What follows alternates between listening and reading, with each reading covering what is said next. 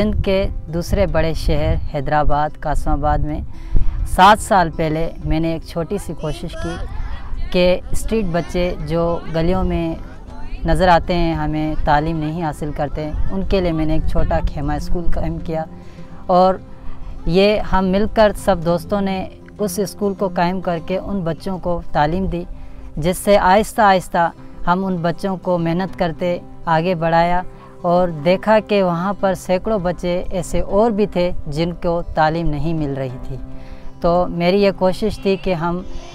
आगे भी इन बच्चों को ऐसे तालीम दें। अल्हम्दुलिल्लाह हम दूसरा सेकेंड स्कूल VHP का शेल्टर स्कूल कायम किया। अब हम बढ़ाते बढ़ाते हैदराबाद में और सैकड़ों जगहों पर सिंध के इलाकों में हम तालीम दे रहे हैं, जिसमें टंडो मोहम्मद ख़ान, टंडो अलायार की तरफ, टंडो जाम की तरफ और फिर हैदराबाद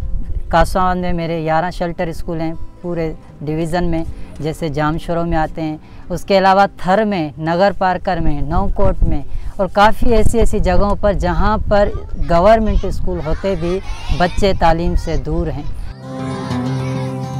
मेरे पास 36 खेमा स्कूल हैं और उसमें 11,500 बच्चे हैं जो अभी पढ़ रहे हैं, लेकिन काफ़ी हमें परेशानियां हैं उन स्कूलों में, किस में कॉपीज़ की, किस में स्टेशनरी, किस में हमारे खेमा स्कूल टूट चुके हैं बारिश की वजह से, और कहाँ टीचरों को फ्यूल खर्च के लिए हमें कुछ सैलरी देनी पड़ती है, वो भी नहीं है।